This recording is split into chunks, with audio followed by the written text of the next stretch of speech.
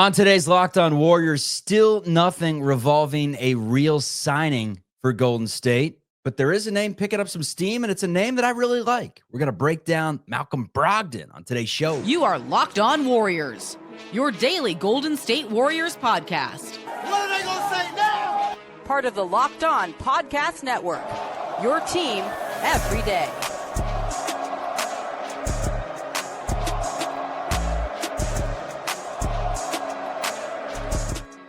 Yo, what is the good word, everyone? Welcome to Locked On Warriors, part of the Locked On Podcast Network, your team every day. Best ways you can check out the show: YouTube, give us a like, give us a subscribe. You could also check us out wherever you get your audio podcasts. We are breaking down Golden State Warriors coverage nonstop, whether things are happening or not. Today's episode is brought to you by Monarch Money. Take control of your finances with Monarch Money. Use code LOCKEDONNBA at monarchmoney.com and you will get 50% off your first year. I'm your host. My name's Charlie Walter. I cover the team for 95.7 The Game in the Bay Area. That's the flagship. Also cover the team for CBS News Bay Area. Joining me today, he currently of 95.7 The Game. He's a host. He's a producer. You can hear him on Warriors Post. You can also hear him on the call for the Gales, St. Mary's in Moraga on the radio. Evan Giddings, he's a weekly contributor of this program. Ev, how we doing, man? I'm good. I just wish, and honestly, anybody who's listening here in the Bay Area, I think is wishing the same thing, which is, can we get a little bit of sunlight? You know, I know that what Mark Twain says, the coldest winter I ever spent was a summer in San Francisco. But, dude, it has been like 67 degrees and foggy for what feels like 35 days in a row, which is kind of representative of the Warriors offseason at this point. It's just been dull. It's been a little flat. It's been cold, rainy. Like, I'm doing great, but, man, can we just pick it up a little bit? Yeah, things were hot in the Big Apple. I just went to NY for the first time. And I saw you draining jumpers out there, Chuck. Yeah, I was draining jumpers in the cage where George the Messiah plays. I was getting ready to, get some smack talk and just get hacked by George the Messiah. He didn't show up, though, so I ended up just shooting jumpers by myself. Anyways. A little handle. You still got a little handle. Yeah, and we figured out the subway system there. Took a quick detour to the Bronx on one of the express trains with Kylan basically pounding on the glass as it left her behind. Literally like you'd see in a movie. I'm like, just stay there. I'll be back. Never mind. We go to the Bronx 40 minutes later. Anyways, irrelevant to the story. But unfortunately, there's not a story right now for Golden State. It is essentially reports that Al Horford and DeAnthony Melton have the handshake agreements that these signings are going to go down any day. In fact, some reputable reporters said that it was happening on Tuesday. And last I checked, it's Tuesday, and that has not happened. But a name has entered the mix that has garnered some serious interest from the Golden State Warriors, and you can see why. It's because it makes a ton of sense. It is Malcolm Brogdon. The Warriors obviously need to add to their point guard position, unless they believe that, Taron Armstrong is the main backup candidate behind Steph Curry for that position. I would say, I hope not. Brogdon, he's a veteran, great shooter, playmaker, defense is okay, injury concerns, absolutely, but he's a veteran, and on his best days, he's awesome, and on his worst days, he's usually just hurt, because when he plays, he's a pretty good player. Yeah, I love this move if we're thinking about how the Warriors can be better on paper for like one game or a 7-game series or potentially a playoff run. I do have my concerns about an 82-game schedule, and that's one of the big reasons that since he was Sixth Man of the Year in 2023, he's kind of bounced around. Portland was hurt mostly. Washington was hurt mostly. I do wonder how much of that was on him as opposed to his rush to get back, because neither of those two clubs are playing really important basketball. But Malcolm Brogdon, by the Warriors standards, he's pretty young. I mean, he's 32 years old. He's almost 33 and has formerly played in big playoff games. This was a guy that averaged 20-plus in one season in Indiana. So if the Warriors are interested in him, I totally understand the fit. And while I have concerns about the durability, like on paper, if they can get 3 veteran guys that together could cobble to, an average of like 50 to 60 games a year between Melton, Horford, and Brogdon, I think that would turn out to be a pretty decent offseason considering the majority of the standstill it feels like we're stuck in, Chuck. Brogdon and Horford, obviously NBA champions together in Boston, so it makes some sense in that regard, pairing the two together. But remember, when the Warriors beat Boston in the 2022 NBA Finals, Malcolm Brogdon had not arrived there yet. Celtics trade for him, took on the six-man role and won six-man of the year, averaged 15 points, 4 rebounds, 3.5 assists, 48% from the floor, 44% from three. Since then, like we said, hasn't been necessarily great. It's just played 63 games the past two seasons combined for the Blazers and Wizards. That's after playing 67 games in 2023. Here's my take on all of this. Warriors are in a position where they're going to have to take some gambles in order to get better. That's why players like D'Anthony Melton and Malcolm Brogdon could be claiming the vet minimum. That's the only reason why, because on their best days when they're healthy, they're good. They're very solid. My issue is with Al Horford being 39 years of age, and I know he's been durable, and D'Anthony Melton not playing much basketball at all the last two seasons, and Malcolm Brogdon not playing much basketball at all the last two seasons, is it too much of a gamble to make your entire offseason basically across your fingers? If we get their best, we're going to be really good. It is, but I think that's kind of how they're built right now. And the reason why, at least I like it, is because you're looking at their 3 offseason acquisitions as probably being 1, maybe 2 years. You know, I could see all 3 of those guys, maybe not Horford because he's 39 years old, but I could see Brogdon on a 2-year deal. I could see Melton on a 2-year deal. And that way, you at the very least align the veteran players who you're right. You're talking about being kind of wild cards and injury risks, as also being aligned with your best players who are also older and injury prone, at least at this stage in their careers. Curry's been able to avoid it, but Jimmy Butler and Draymond Green, I would certainly put in that category. So, you know, you bring a bunch of veterans together and just see how this thing plays out for a year or two, because I think the question, Chuck, that the Warriors have to ask themselves is, what are you really risking?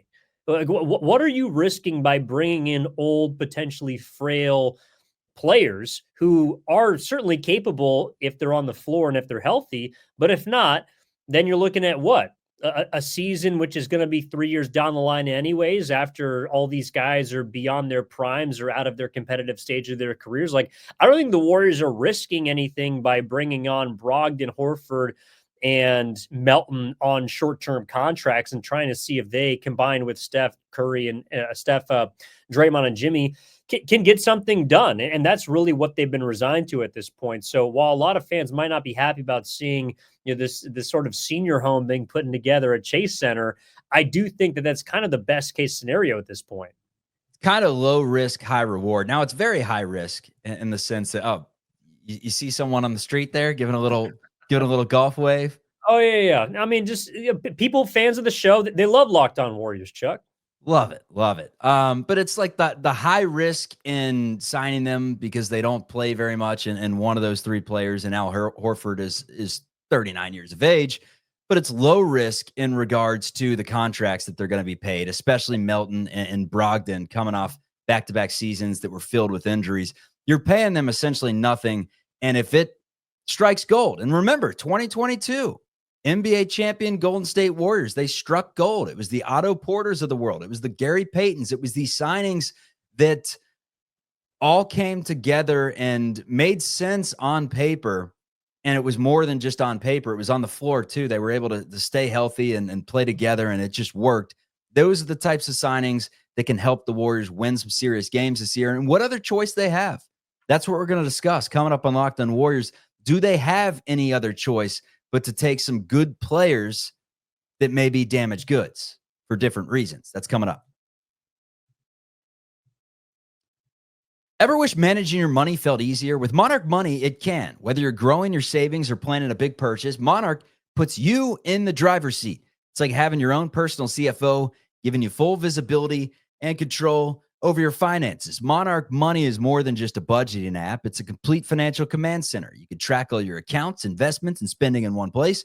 So in addition to managing your money, you're also building wealth. You'll notice surprising insights like how much you spend on takeout or food subscriptions or TV subscriptions for that matter. And having everything in one app makes it easier to manage your money on the day-to-day. If you share finances with someone, Monarch helps you stay on the same page. Take control of your finances with Monarch Money. Use code LOCKEDONNBA at monarchmoney.com, and you'll get 50% off your first year. That is monarchmoney.com, code LOCKEDONNBA for half off your first year. I posed the question to you, do the Warriors have any other opportunity to get better at this point with so many players having been signed and the buyout market? It gets bigger and bigger each day. And right away, a player like Marcus Smart, who you look at and you say, hey, maybe that could be your backup point guard. That's a good defender. And he's had some good years. He's gobbled up right away by the LA Lakers. And it seems like the three that really make sense are Horford and Melton. Those are the two that have been all but confirmed at this point per the sources. And then the third is Malcolm Brogdon, which is picking up some steam. Is there any other way to do it aside from getting the sign and trade with Kuminga, which every day that goes by is looking less and less likely, or attaching together a Pods, a Moody, or name the other player that's making $13 million that you don't have on your team? No, and this is something I don't think a lot of people have, I guess, sort of wrapped their minds around, Chuck. It's like, okay, let's say that I'm not talking about a bona fide superstar, but let's say like all right, last year, Brandon Ingram was a name that people were interested in Golden State, and he signed a 3 for roughly $120 million deal with Toronto. Let's say the Warriors had been able to flip Kuminga for Ingram or any combination of players for him. Like, that contract would not look very good at this point because the Warriors, I don't think are wise to attach themselves to any player long term that doesn't fit into this specific window. Like, they don't know what their franchise is going to be at this point beyond Curry, Draymond, and Butler. Like, their contracts, a few of them may be a part of it, but my point is they have a 2-year window, maybe even a 1-year window to like really compete. So attaching themselves to anything financially it could potentially be an anvil or wait beyond these 2 years, that to me is just not very good business. So where I think that they're looking at is like, how can we compete now? And how can we find players that fit into a year or two to give us the best chance to do that? And it's in all probability not going to work. But I think that the craziest thing they could do is to go out and maybe it's a sign and trade, or even if they were able to fit something in free agency, to attach themselves to a player for like 4 or 5 years because they have no clue what their franchise is going to be beyond 2027. And so I actually think that what they're trying to accomplish right now is wise. And while it's going to end up probably being futile in regards to winning a championship, them looking at the future as a complete unknown is better than, all right, how does this player who's kind of a middle of the pack type guy, but maybe talented, maybe a wild card, maybe not, fits into that? Like, that's really what I think they're looking at. I like that train of thought. In terms of ball handling, point guard play, or size on the interior, what's more important for Golden State? Because right now it feels like there's not much size at all with Looney no longer in the mix. And now that Pat Spencer is most likely not returning, there's not a lot of ball handling either. If it's not Malcolm Brogdon, like we said, it's Curry, it's Taron Armstrong, and it's Pods that are your three main ball handlers. And we heard from Warriors Nation a lot, Dub Nation a lot last year, that they don't necessarily like Pods being a primary ball handler. Yeah, I don't know if Pods likes being a primary ball handler, but no, I'm just kidding. The thing that I think for the Warriors, it is a backup point guard, and we talked about this like at the beginning of the summer. More important than a center. Yeah, for what they do. I mean, in like, yeah, you would love to have the Rockets host of centers. I mean, they got 3 guys that are all 7-footers. Al Capella might even play this year, but he's still going to be on the team and able to impact the game. Like, would the Warriors love to have that? Sure. But the way that they play, I don't really know if that necessarily helps them. And so for me, like I've been pretty steadfast on this. I've thought that they've needed a backup for Curry for the last couple seasons. And we talked about going into this offseason, draft needs, free agency. backup point guard is really where I think that they have to identify somebody, because not only does it take pressure off of Curry, it takes pressure off of them asking Pajemski to be something that he's not, at least at this stage in his career. So that's why Malcolm Brogdon and Melton together, to me, would be a perfect kind of fit. Melton could also start like he did last year, but Brogdon could potentially also start alongside Curry. Like, those are interchangeable guards with different skill sets. But the way that the Warriors love to move the ball, the way that they play in motion, and that they don't really seem fixated on operating with a ton of size beyond, I don't know, Trace Jackson Davis and potentially Al Horford. I do think that an extra guard would really benefit them in this style and would give Steve Kerr an extra tool to do what he wants to do at this stage, in his coaching career. Yeah, it's the old 2-for-1 special, I call it, when it comes to Melton and Brogdon together, because individually, if that's your only plan in terms of someone backing up Steph Curry, you're terrified. But you get both of them, you feel a little bit better about it, right? That one of the two can stay healthy for the majority of the season and when it matters most, which is the playoffs. But that's what I want to talk about coming up on Locked On Warriors. It's because Golden State has an aging team. They have players that are going to need their load management. They need their rest. We saw how impactful it was that Curry and Butler had to play so many minutes down the stretch of last season and deep into the first round of the playoffs. How is Golden State going to do it in terms of depth? The depth piece that's coming up on Locked On Warriors.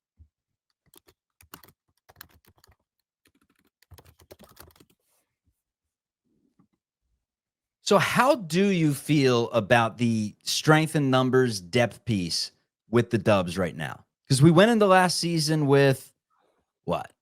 Almost too many good players, but not enough great players, right? There were so many. I mean, you had the Lindy Waters, who had some NBA experience, Kyle Anderson, who had played and succeeded on playoff teams just the year prior with the Minnesota Timberwolves.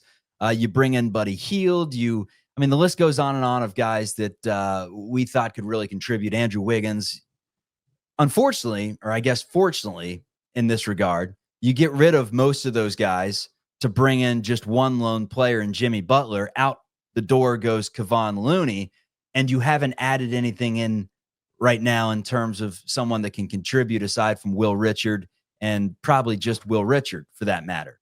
So where do the Warriors find the strength in numbers mentality? Because if they don't find that mentality, how are they going to get Jimmy Butler, Steph Curry, and Draymond Green to play 70-plus games or 65-plus games to where they can make the playoffs?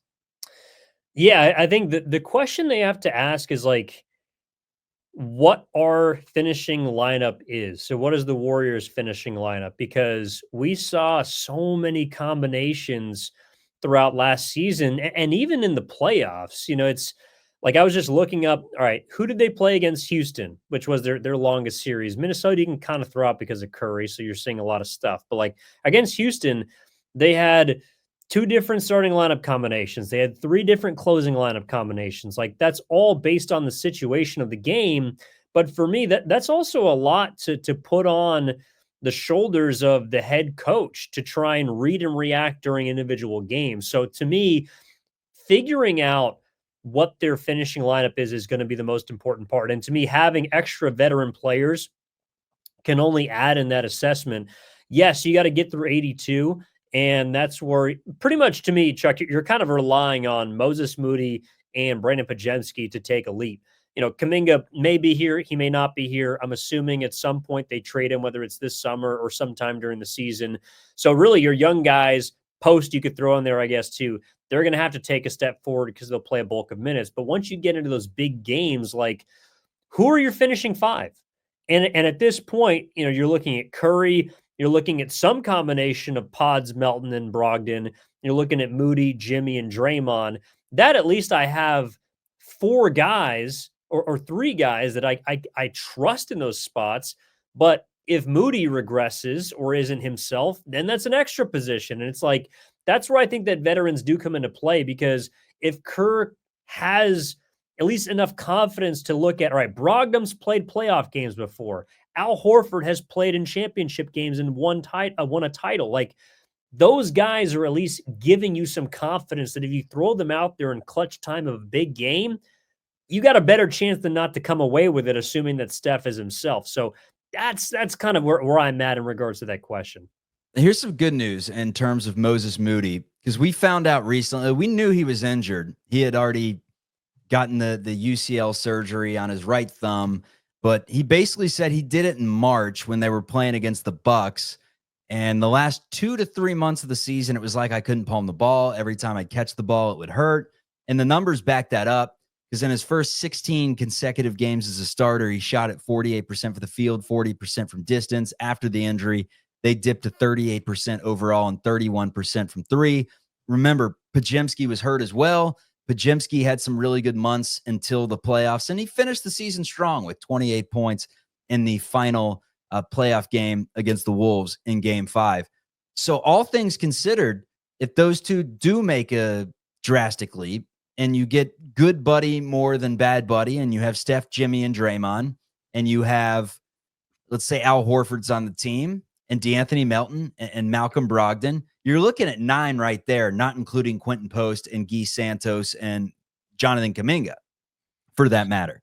I would love to get to a point where come playoff time, you know who the Warriors are going to roll out there every single game, whether it's 8, whether it's 9, maybe the occasional 10, but the 8-9 man rotation like the Wolves had, you know who it is.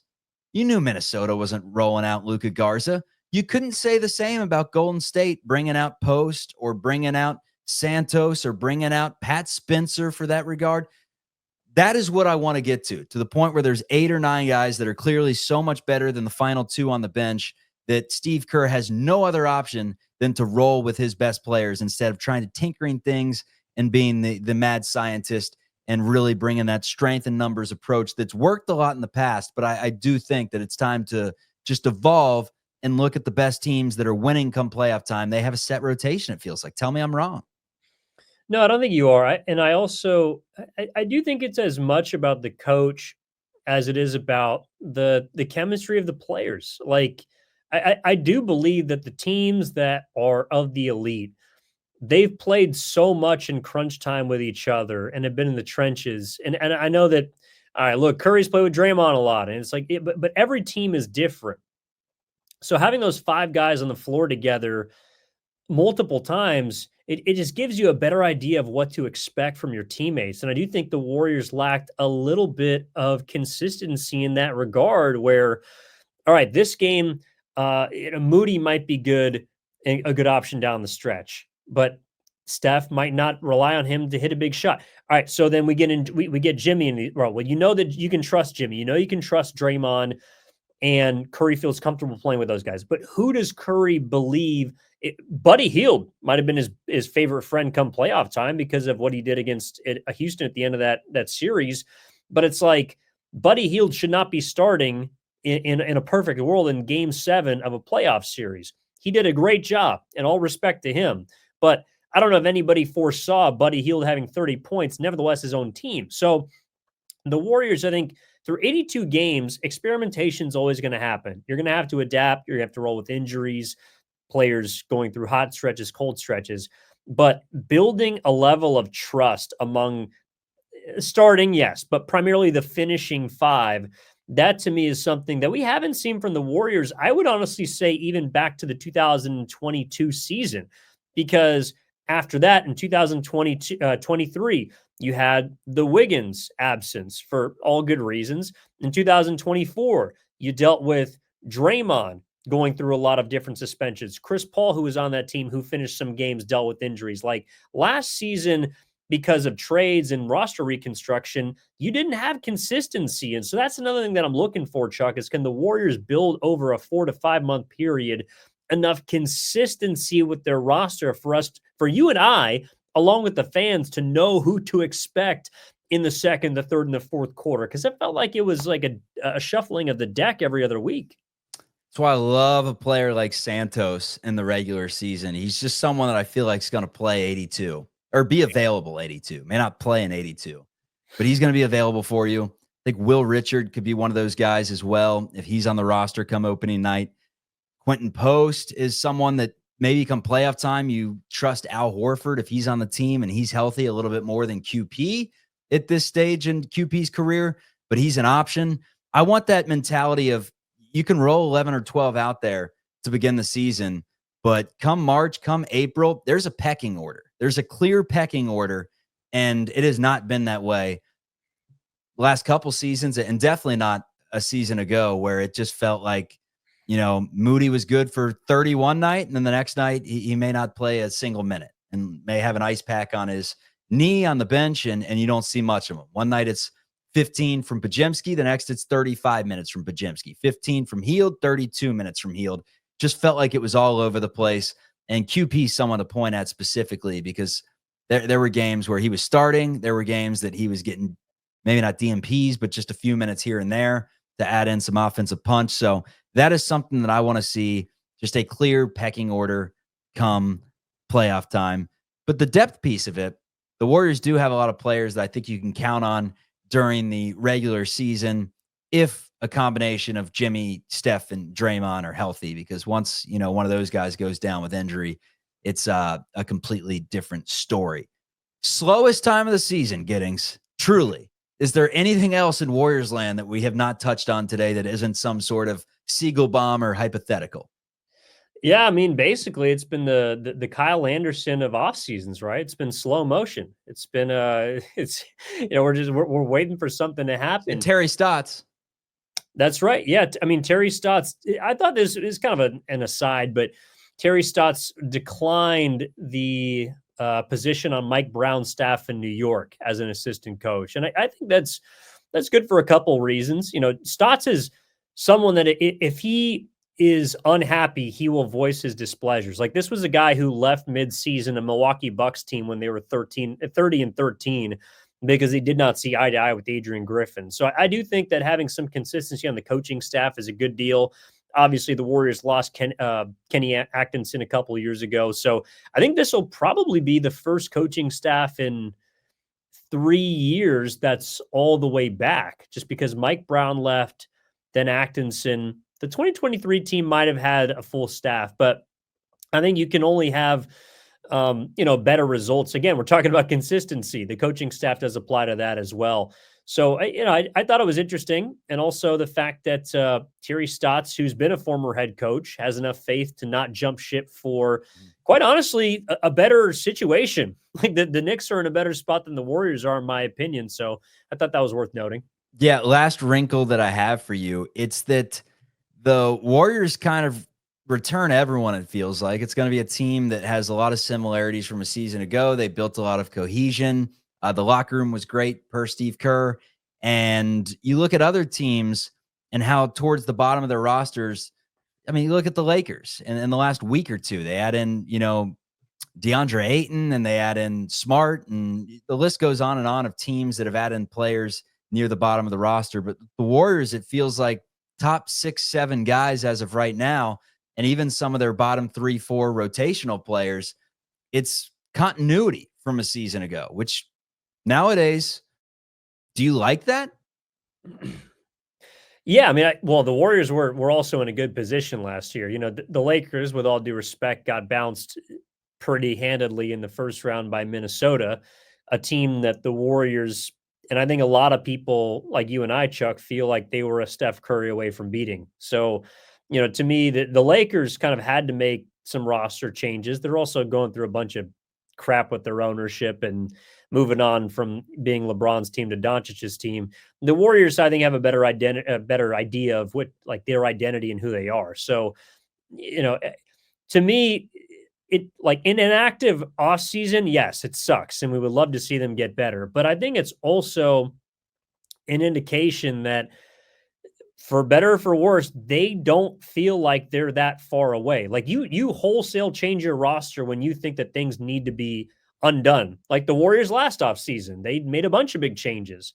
This offseason, I do think they believe they're pretty close. And so while some people might look at that and say, what are you doing? I could also offer the other side of it, which is have a little faith. Like, these people are paid a lot of money to know where they're at. And I think the Warriors are in a competitive spot.